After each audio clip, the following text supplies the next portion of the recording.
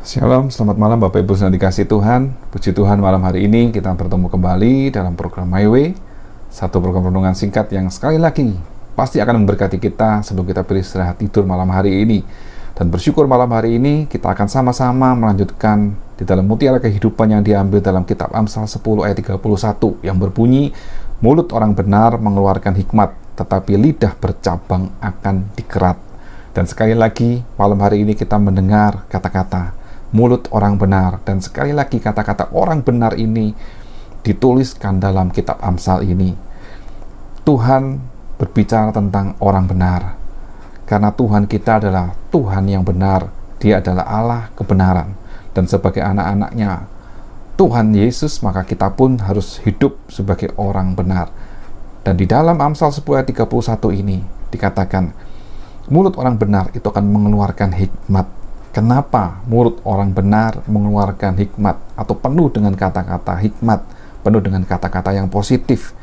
Karena di dalam Injil Lukas pasal 6 ayat 45 berkata, orang yang baik mengeluarkan barang yang baik dari perbendaharaan hatinya yang baik, dan orang yang jahat mengeluarkan barang yang jahat dari perbendaharaannya yang jahat, karena yang diucapkan mulutnya meluap dari hatinya.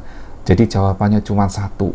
Orang benar hatinya dikuasai oleh Roh Kudus. Orang benar hatinya dikuasai oleh Tuhan, sehingga apa yang baik yang ada di dalam hati itu yang akan meluap keluar. Apa yang dikatakan, apa yang dikerjakan, apa yang dilakukan, semuanya menimbulkan kebaikan. Sebaliknya, kalau Tuhan tidak ada dalam hati kita, Tuhan jauh dari hidup kita, maka yang ada di dalam hati kita adalah roh jahat iblis yang menguasai kita, sehingga kita hanya memikirkan keinginan-keinginan daging, keinginan-keinginan mata, keangkuhan dalam hidup ini, nafsu-nafsu duniawi. Kalau hati kita dipenuhi oleh hal-hal seperti itu, maka yang keluar dari dalam mulut kita pun adalah hal-hal yang tidak baik, hal-hal yang jahat, hal-hal yang sampah, hal-hal yang tidak berguna, hal-hal yang menimbulkan perselisihan, hal-hal yang menimbulkan pertengkaran, amarah, dendam, kedengkian, dan yang lain. Karena itu bersumber dari hati yang dikuasai oleh roh jahat.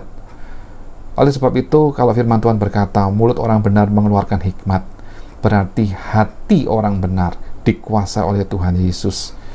Dan sebagai anak Allah, orang yang percaya kepada Tuhan, mari kita izinkan supaya Tuhan menguasai hidup kita, supaya Tuhan yang memimpin hidup kita, sehingga kalau kita baca di dalam ayat firman Tuhan di dalam 1 Korintus 6 ayat yang ke-11 yang berbunyi, dan beberapa orang di antara kamu demikian dahulu, tetapi kamu telah memberi dirimu disucikan, kamu telah dikuduskan, kamu telah dibenarkan dalam nama Tuhan Yesus Kristus dan dalam roh Allah kita.